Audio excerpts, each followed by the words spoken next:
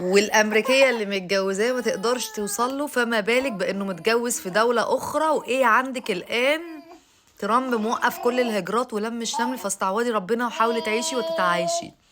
حضرتك شكلك بتتفرج على افلام كتير قوي قوي قوي، فالافلام ايه كانت دماغ حضرتك يعني، أو شكلك بتكتب ايه قصة وبتخرجها انت والمؤلف بتاعها انت والمخرج، يعني مش عارف في حاجة عند حضرتك.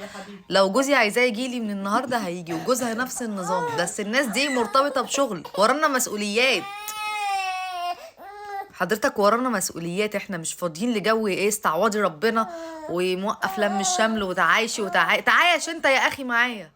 يا اخي مش عاجباك انا اعمل لي حظر، تتعايش مع قصة حياتي انا وتطبل لي، يا اما ما تطبليش يا اخي، ما تتعايشش معايا يا اخي. في ايه يا اخي مالك؟ خليه موقف كل حاجة يا اخي، احنا راضيين بالعيشة اللي احنا عايشينها يا اخي. ما جيتش اشتكيت لك انا.